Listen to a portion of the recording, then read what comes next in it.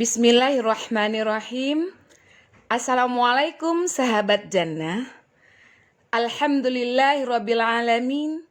Wa bihi nasta'inu ala umurid dunya waddin. Wassalatu wassalamu ala nabiyyina Muhammad sallallahu alaihi wasallam. Semoga Allah senantiasa melimpahkan rahmat dan kasih sayangnya kepada kita semua. Semoga Allah mudahkan semua urusan kita dalam menunaikan tugas sebagai hamba Allah Subhanahu wa Ta'ala. Semoga kita bisa memaksimalkan amal kebaikan selama masih dikaruniai kelapangan. Dan ketika diuji Allah dengan musibah, semoga kita bisa meneladani kesuksesan para nabi, sahabat, dan orang-orang soleh sebelum. Betapa banyak musibah yang menimpa mereka. Namun mereka tidak pernah patah semangat, tidak pernah menyerah. Karena meyakini kebenaran jalan yang mereka tempuh. Ingat sahabat, jarak yang memisahkan antara musibah dan kesuksesan adalah kesabaran dan ketawakalan. Dengan berbekal sabar dan tawakal akan mendorong semangat untuk merubah musibah menjadi awal kesuksesan. Rasulullah SAW mengajarkan kepada kita sebuah doa untuk mengubah musibah menjadi berkah. Apakah bunyi doa itu? Bismillahirrahmanirrahim. Inna lillahi wa inna ilaihi raji'un. Allahumma jurni fi musibati wa akhlif li khairan minha. Sesungguhnya kami milik Allah dan kepadanya kami akan kembali. Ya Allah, berikan pahala kepadaku dalam musibah yang menimpaku ini. Dan gantilah untukku dengan yang lebih baik dari musibah ini. Hadis riwayat Muslim 1525. Hadis riwayat Ibnu Majah nomor 1587. Hadis riwayat Imam Ahmad nomor 25417. Sahabat jannah yang dirahmati oleh Allah Subhanahu wa Ta'ala.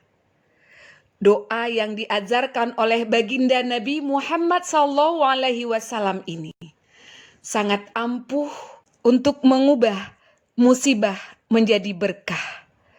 Oleh sebab itu, mari kita ajarkan, kita beritahu teman terdekat kita, sahabat kita, dan saudara kita. Semoga Allah merubah musibah menjadi berkah. Hal itu pun sudah dibuktikan oleh Ummul Mukminin, yaitu Ummu Salamah. Ketika beliau hendak ditinggal wafat oleh suami pertama beliau, suaminya berpesan untuk memperbanyak membaca doa yang diajarkan oleh Rasulullah itu. Inna lillahi wa inna ilaihi raji'un.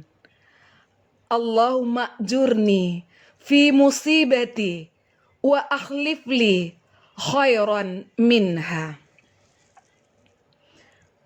Ummu Salamah meyakini bahwa doa yang senantiasa beliau baca sangatlah agung dan pasti akan mendapat berkah dan dikabulkan oleh Allah Subhanahu wa Ta'ala.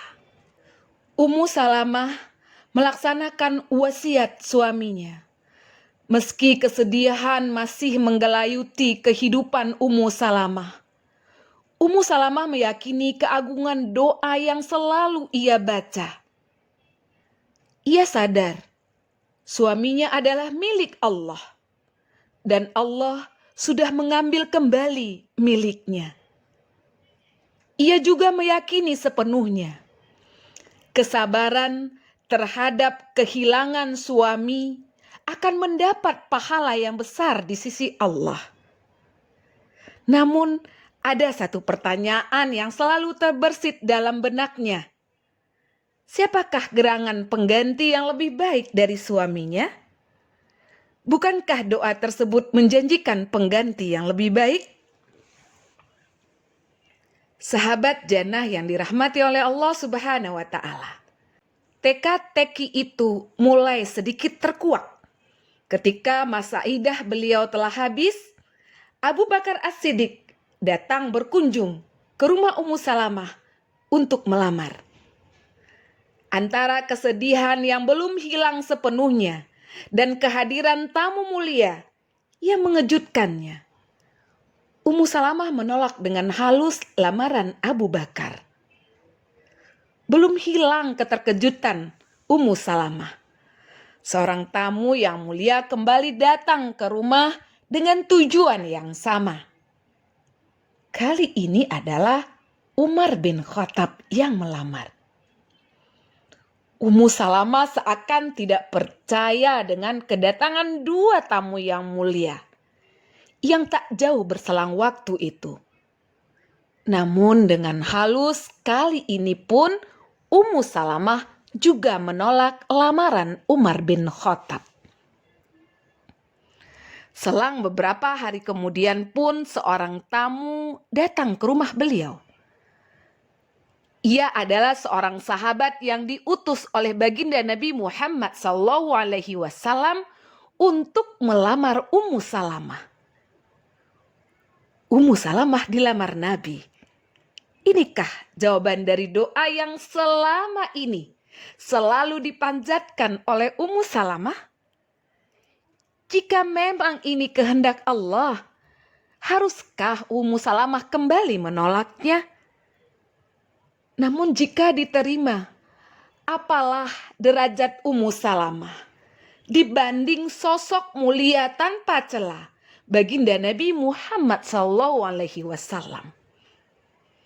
Kata hati Ummu Salamah tentulah sangat bergembira. Hatinya menerima lamaran beliau. Namun akal sehat Ummu Salamah mengedepankan rasa malu. Kepada utusan Nabi, Ummu Salamah menyebutkan 3 alasan yang menurutnya membuatnya tidak pantas mendampingi Rasulullah. Ummu Salamah adalah sosok wanita yang pencemburu, mempunyai banyak anak yang masih kecil-kecil, dan walinya tidak hadir. Demikianlah alasan yang ia ajukan. Tapi Rasulullah menjawab ketiga keraguan Ummu Salamah tersebut. Dan akhirnya sahabat jannah, pernikahan pun terjadi.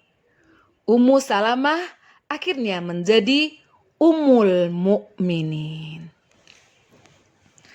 Sahabat surga yang dirahmati oleh Allah Subhanahu wa Ta'ala, pesan utama yang hendak disampaikan oleh doa tersebut adalah bagaimana seorang muslim mampu mengungkap kekuatan dahsyat di balik doa itu. Doa tersebut dapat mendorong seseorang untuk mengubah sebuah musibah menjadi berkah. Sosok muslim yang tegar, sabar, dan tangguh dalam menghadapi segala persoalan hidup, menyadari bahwa segala yang ada pada diri kita adalah milik Allah sepenuhnya. Allah yang menciptakan, Allah yang menghidupkan, Allah yang memberi rezeki, Allah yang merawat, dan Allah yang menjaga. Allah pula yang melimpahkan kesehatan, kelapangan hidup, nikmat material dan spiritual kepada kita. Karena kita adalah milik Allah. Kita ada karena kehendak Allah. Dan kita bertahan hidup juga karena karunia Allah.